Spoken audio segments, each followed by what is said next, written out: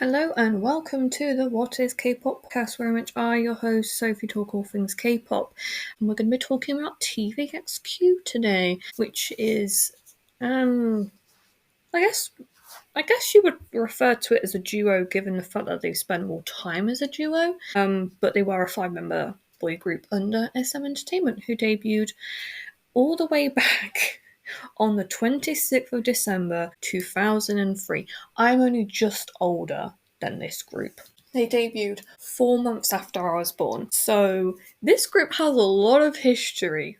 Holy shit. Well, I say it like there aren't older groups like Shinhwa and stuff like that. But like groups that are actively, I guess, doing stuff. I don't think Shinhwa is. Maybe. I don't know. Should I have researched that before starting the episode? Probably. I probably should have. So, quick, fun little... You might be thinking to yourself, but Sophie, you talk about your life a lot. Why do you have an update? And today's the 1st of February, in case you're curious about what the date is. So yesterday I recorded the monthly episode. This isn't going up for a hot minute, but you might be like, why do you always have updates? It's because my life just happens like that, and I find my life to be interesting. You lot might be like, why do you talk so much? It's because the most exciting thing in my life is me. That's why. But no, I just so I used to get quite bad eczema when I was a kid, and it sort of kind of settled down a little bit when I was a teenager, but it started again. But in my face, on my face, instead of being on my arms and on my legs, it's now on my face. And when you've got it on your arms and your legs, you can kind of distract yourself by not moving them or watching something nice and stuff. But the thing with your face is that you move your face a lot when you talk and just life in general. So it's very itchy. Or at least certain little patches of it are itchy, and is annoying the shit out of me. Because naturally, you would put Sudocrem on it, which is a weird cream thingy that are normally used for babies, but you can, any ages can use it. It's just it's a healing cream. It it doesn't do a specific thing for a specific a specific condition. It's just it's kind of like a homeopathic cream that you can just use when your skin is doing stuff. But I would put it on my face, except for the fact that it says don't put it near your eyes or your mouth, which is where the most of it is. So I'm I don't know what to do in order to help myself.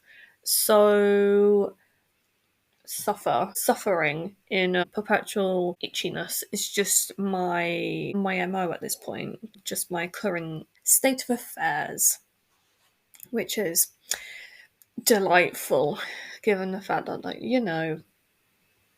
I'm my I guess not, what's it called, I can do it. It's not a tick, it's self-soothing stimming. A lot of my stims, which is an autism thing, but a lot of people just do it in general, is to rub my chin or rub my my temples, which is where the dryness is. So I'm thinking that maybe I've just done it a bit too much, and now my face is just itchy. And also you instinctively touch there for some reason. When you just don't even think about it, you're touchy, feely, making the dryness worse. So that's what I'm dealing with. I could have left that out. I didn't have to talk about that. I'm sure my mum would be like, Sophie, why did you talk about that on your podcast? I'm like, well, mama, I wanted to. I've got 6 subscribers. I have over 1,000 views on all of my videos over the past year. I can talk about what I can't, by the way. I don't just talk about whatever I want. I do end up actually cutting some stuff out that sometimes I do just talk, and then I'm I know for a fact I'm going to take that out, but I felt like I needed to say it. So no, I don't talk about what I want. And also another thing, I just made a omelette, but I couldn't decide how much salt I wanted, so I just gave it a little sprinkle. But all the salt went down into one place in the omelette maker, so I got a mouthful of salt, and it was It was rough. I hated it. I'm not really a salty type of person. I'm salty in general, but I don't like too much salt. And so I was like, lots of salt, little. Felt like I licked the bottom of a seabed, which was just so delightful. I'm so pleased I had to eat that. But you know what? I made the omelette. I was gonna eat it. Okay. So, TVXQ, also known as Dongbang Shingi, and the literal translation is Rising Gods from the East. Also known as Toho Shinki DBSK and TVFXQ. And also, my dad, just very quickly, I need to say this. He sent a picture of a Chinese duck that he saw on made earlier, and I kid you not, I sent back eating at the time. Is it real? And my mum said yes. So apparently we just have Chinese ducks in the town that I live in now. I live next to a river, well, not next to a river, but I live in the town where it's like actually named after the river. The river that runs through the town. It's not even that good of a river. And like me and my mum used to I used to be like, oh, mummy, let's go walk past the river. As like an active thing that we'd, actively do. It like just basically means it's like a mill. Yeah, that's how I used to be entertained as a kid. Will I take my own kids there?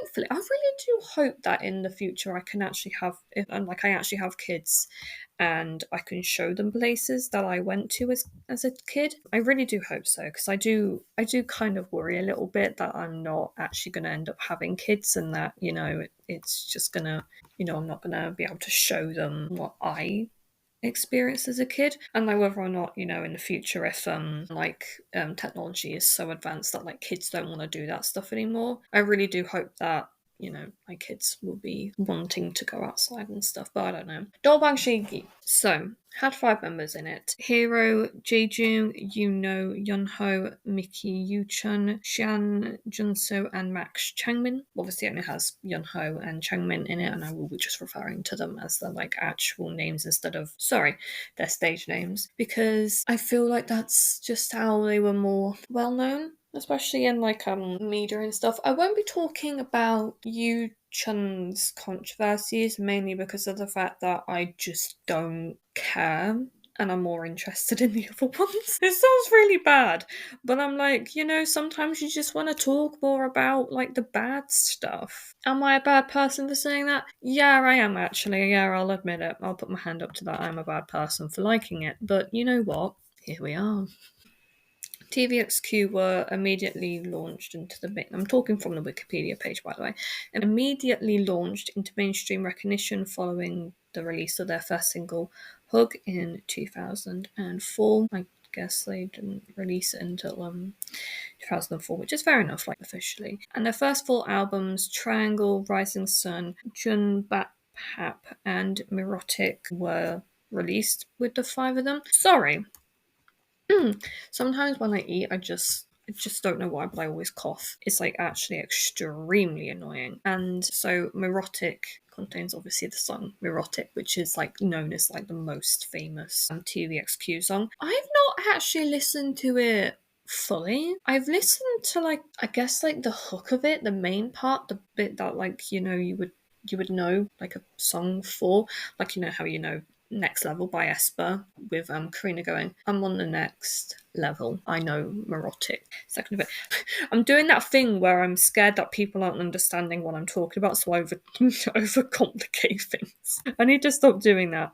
But they have released several albums. I'm just going to run through them. So Triangle in 2004, Rising Sun in 2005, Ojan Ban Hap in 2006, Mirotic in 2008, Keep Your Head Down in 2011, Catch Me in 2012, Hence in 2014, Rise of God in 2015, Next Chapter Number 1, Chance of Love in 2018, and 20 and 2 in 2023. That was the Korean albums. But Japanese albums were Heart, Mind and Soul in 2006, Five in the Black in 2007, T in 2008, Secret Code in 2009, Tone in 2011, Time in 2013, Tree in 2014, Tomorrow in 2018, XV in 2019, Zone in 2024. I do believe that they've done reissues obviously is quite a like I can do it common thing. So they reissued Neurotic in 2008, and then a clean version in 2009. Before You Go in 2011, Humanoids in 2012, and Spellbound in 2014. And they've released a number of special albums: A Christmas Gift from TVXQ in 2004, Rise as God in 2015, New Chapter Number 2, A Truth of Love in 2018, and Epitaph in 2022. That last one being in Japan. A couple of compilation albums: A Selection 2010, Complete Single A-Side Collection in 2010, Single B-Side Collection in 2010 too. Oh my god, they released a lot. And Fine Collection Begin Again in 2017. Those all releasing in Japan, which seems to be very common. You know, a lot of groups, they go along for a few years and then they do like stuff in Japan, but then they release like an entire compilation album. We've seen it with 17, BTS, and Hyphen have done it too. I don't know about. I think TXT have, or they release like an EP and stuff like that. But yeah, it's much more common in Japan to have like a massive compilation album. They've done live albums from their tours, concerts in Korea and Japanese, soundtracks, remixes, and I don't see where the. Did they not have EPs? I thought it said that it had EPs, sorry. Released as special albums. Right. Okay. Sorry about that. So it was like the EPs were the special albums, even. I do apologise. Yeah, so on to the members, starting off with Hero Jae-jung, also known as just Jae-jung. He was born on the 26th of January 1986 in Gongju in South Chungcheong in South Korea, but born to the name of Han Jae-jun. We can just move down. So he was born Han, just getting a pop-up saying that my identity has been stolen or something from, you know, that's like fake adverts when they want you to buy like online security. My laptop's fine, it's got security on it. Anyway, enough about my laptop. He was born Han Jae-jun in Gwangju in South Korea, but given up for adoption by his biological mother, I think from like the age of like 3 or something. And actually, during his time in TVXQ, a bloke. Sorry, I just said it and then I remembered what I was saying. A man who claimed to be Jae-jung's biological father, filed a lawsuit against his adoptive parents, saying that he wanted parental rights and that he wanted to make the lawsuit as for quote for not going through the proper procedures before registering Jae-jung in the legal guardian's custody. Hearings were to be held on the 29th of November 2006, but on the 22nd, the man dropped the charges against Jae-jung's legal guardians, and Jae-jung did state on like the fan club's website that he was made aware of who his biological parents were by his adoptive mother about 2 or 3 years prior, so like just before their debut or just after, and had been quite a shock, and that his adoptive mother encouraged him to keep in contact with his biological mother and meet somewhat, but that his dad wouldn't be in the picture, and that he wanted to live by Kim Jae-jung instead of Han Jae-jun, which honestly is actually very fair, you know, because there's obviously Jae-jung and then there's Hangul from BA1. Is it?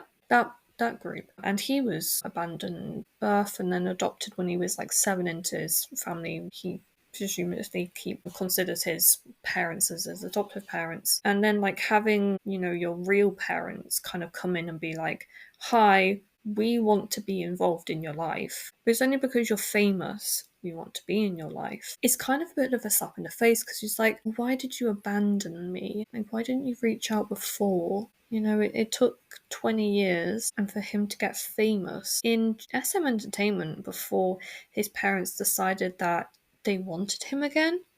I'm like, obviously I don't know the reason. We don't know anything about the reason behind why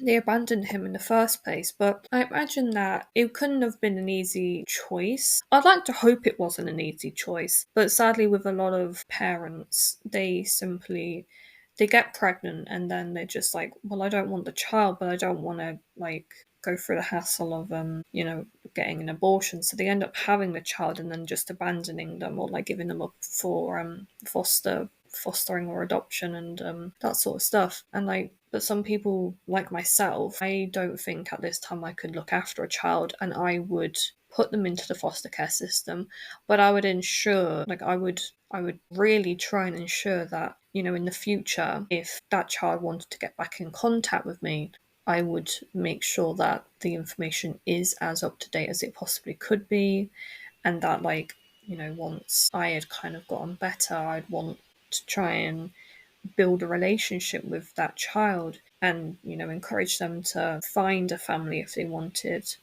to be in one that could look after them better than I could. But it doesn't seem that Jae-Joong's parents really wanted him. They wanted him before he got famous, but wanted him after. And I can't imagine that was ever easy for him. And I really do feel for him sometimes, because I'm like, how do you reconcile with those thoughts that your parents didn't want you?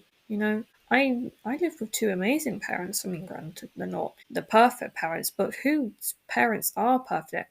They wanted me. They like actively decided that they wanted a second child. But Jeju never really had that experience with his biological parents. Obviously, he's had it with his adoptive ones, and he's got 8 sisters, and they all have children. So he's a part of a massive family now. But like, how are you like, even though you might have like reconciled with it, how do you then carry on? Like, did those feelings come up? I don't know. I'd love to know. Anyway, so he, after leaving TVXQ, he did, and his other members did start a new trio group called JYJ. Can't speak. JYJ, but that has since stopped, and now it's just JX with Junso. That's that information for you. Next member is Yunho, or just Yunho. I was watching the performance of them two on the SM Town live concert that happened a couple of weeks ago, and they performed Red Velvet, and it inspired fan fiction. It inspired me to write fan fiction. So if you'd like to read that, I'm just on AO3. It's Tulipsa if you want to know. It's really bad. Like, I just do it, and I'm like, yeah, there you go. I don't really care about the whole like fan fiction thing. I just do it for fun. I think most people do it for fun as well. But yeah, moving on. Jung Yunho, better known by stage name, obviously Yunho. He was born on the 6th of February 1986 in Gwansan in Gwonju, South Korea. And he has a younger sister. And apparently many of the members of his family, pardon me, works in the legal industry, and Yunho initially wanted to become a prosecutor. I actually wanted to go into law too. When I was in year 11, I mentioned it on the episode I did the other day actually, that I initially wanted to do like politics and law and government and shit like that, because like it was kind of something I was interested in. But it's so in depth and deep, and like you can't just surface level understand it. You almost have to like pursue like information, because you can't just like basically learn that sort of stuff. Yeah, basically my teachers told me to manage my expectations. I would never get into law. So I was like, great, thank you for that, teachers. You just really ruined my self-esteem, why don't you? But no, it was for the best, because now I'm doing lots of little qualifications. I am making sure I have lots of baseline information about many different topics that hopefully an employer might like someday. I don't know. I don't even know if I'll end up getting a job. Anyway, Yunho. I do this all the time. So Yunho is also fluent in Japanese. He graduated from Myongji University in 2011 and has pursued a master's degree at Chunwoon University. And he actually ended up violating COVID-19 restrictions on the 12th of March 2021 after he visited a bar with friends in Gangnam after 10 p.m. He posted a public apology on his Instagram, and on the 2nd of September 2021 he was cleared of all criminal charges and paid a small fine for his curfew violation, which, you know, it is good that you paid the fine, not so good that you didn't respect the rules, but you know what, you paid the fine, whatever.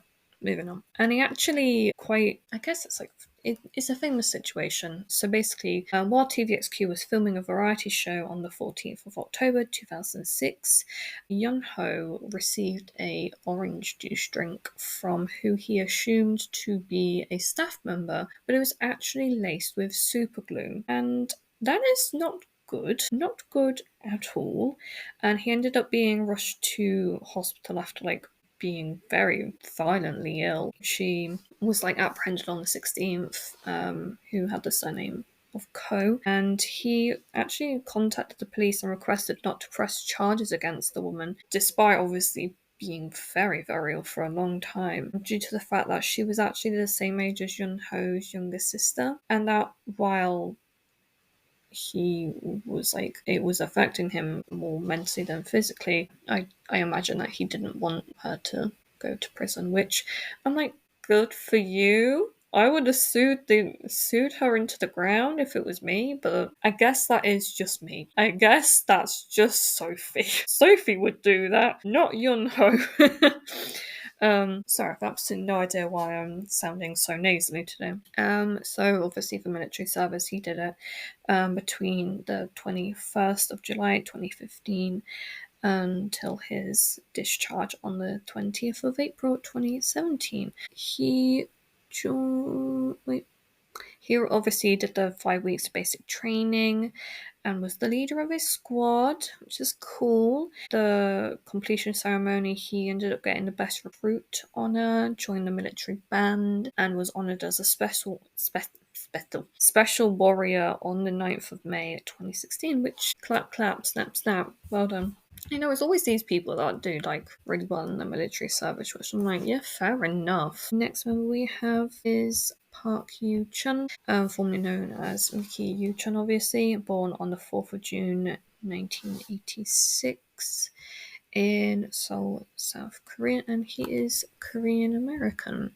Next member we have is Shia Junsu. Oh, I just asked. Oh god, oopsie daisy. Kim Junsu, born on the 15th of December 1986, and is now known as just Junsu, or also in the stage name as Shia, obviously under with JX. And he was born in the Gyeonggi province of South Korea. And interestingly, his registered birth date is the 1st of January 1987, while he was born on the 15th of December 1986, which is, well, it's not that interesting, it's just information, but you know, I felt like I wanted to talk about it.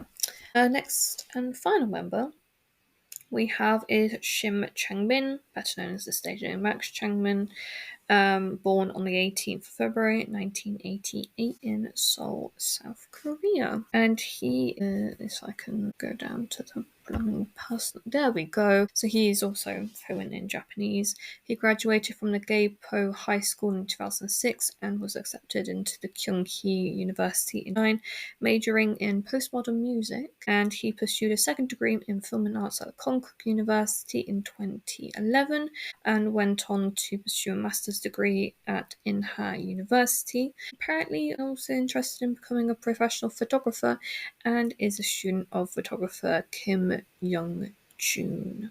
Cool. Don't know if that person is a famous photographer in South Korea. To be fair, I feel like you don't really hear about the photographer's name, you just more know the pictures that they've taken. I don't know. The singer had apparently... Bleh. He originally planned to marry his non-celebrity girlfriend on the 5th of September 2020, but was postponed due to the pandemic until the 25th of October 2020, and she gave birth to their first son on the 17th of October 2022. Belated congratulations. Yeah, and he also did his military service was inducted into the Republic of Korea Armed Forces as a conscripted policeman on the 19th of November 2015, received 5 weeks of basic training at the Chungnam Nosan military training camp and was the leader of his squad as well, and was honourably discharged from service on the 18th of August 2017. So, yeah, that was TVXQ for you. I do hope you enjoyed today's episode, including all of the random side tangents about my own thoughts and feelings on certain situations that don't deserve my thoughts nor my feelings. Yeah, I will talk again to you at some... What am I saying? Another episode will come out whenever, like on Monday, on Tuesday or Friday, depending on when I decide to upload this. But yeah, thank you as always, and I will talk to you guys again very, very soon.